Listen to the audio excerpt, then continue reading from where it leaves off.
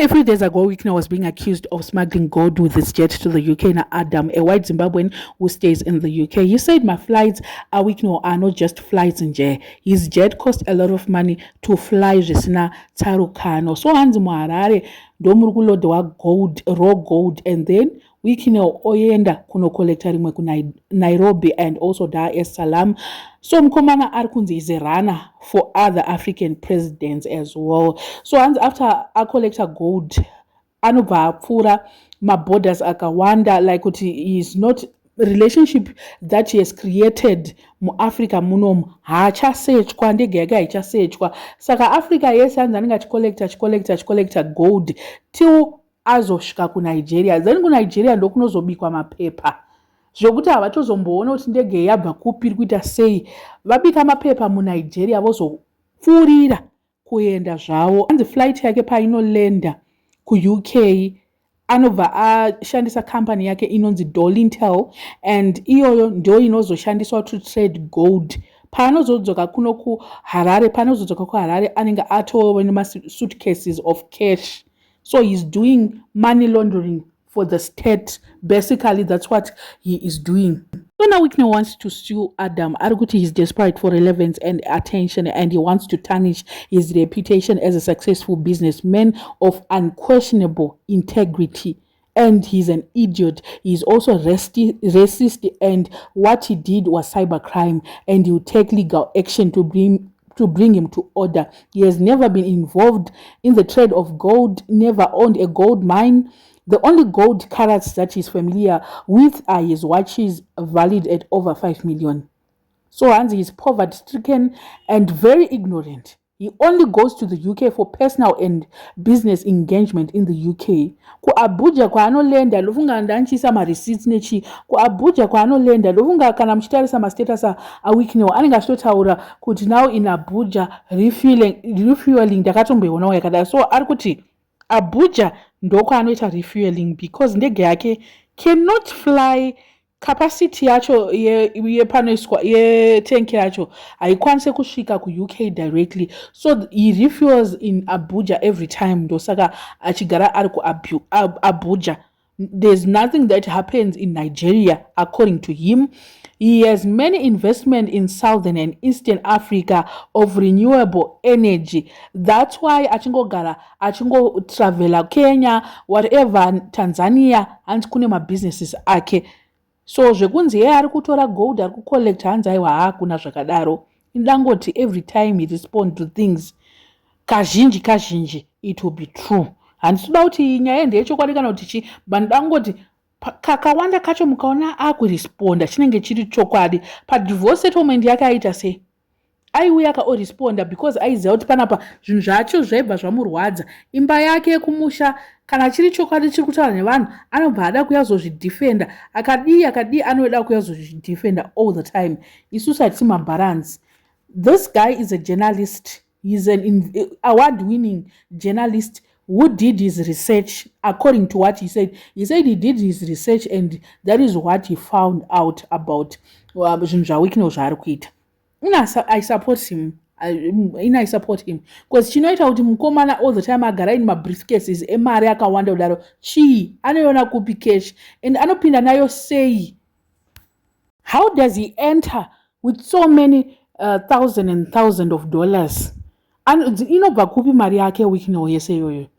Yes, he's got businesses, but is he allowed kuita zvese izvozvo? So Adam theory Adam rekuti this guy is doing money laundering for the state, would you deny it if ikaunzwa nyaya iyoyo ikataurwa? Because the way he's always giving out money, 100 and something thousand, machichichichi, obvious mari yake iri kubva kupi?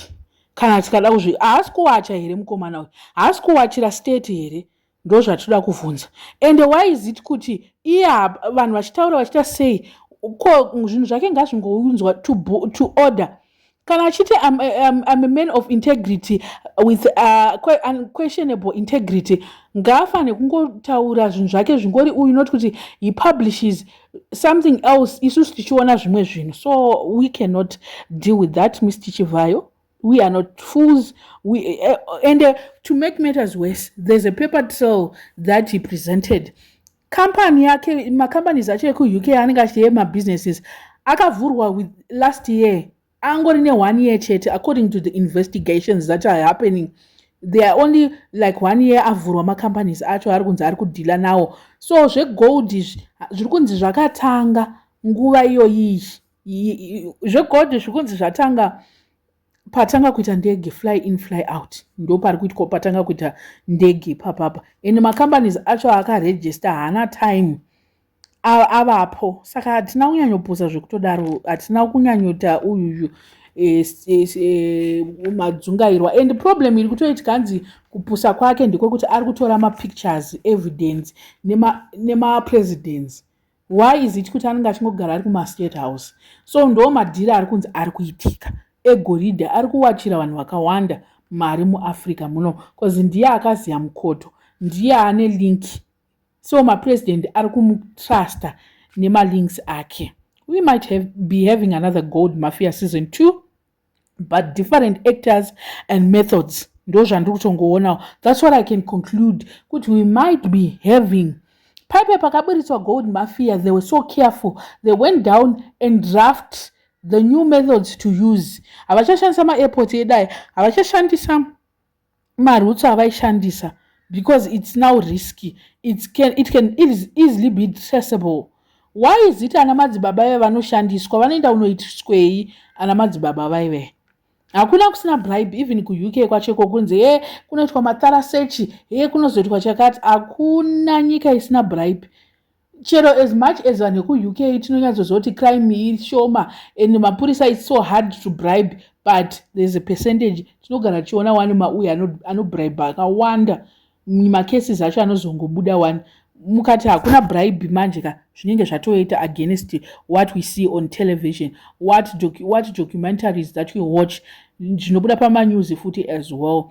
So I think kuti Adam as an investigative award-winning journalist, ndrukuti ngango like yes anogona kunge pamwe akamisa 1 or 2 things, but ndinoti where there's smoke there's fire. And zvekuda kusungisana izvi kunzi ari kuita cyberbullying, iye atoitawo cyberbullying. Unonzi racist on what grounds?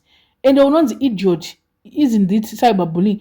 Zvese zvataura Wicknell achiresponda kuna uyuka anogona kutongomusungisawo futi. Saka charoda kumusungisa ndechechii chacho, iye ari kumutukawo futi kunzi racist, an idiot, uri murombo, zvakati musoro makazara mvura, chichi izvozvo zvese izvozvo mofungwa kuti azvisungise.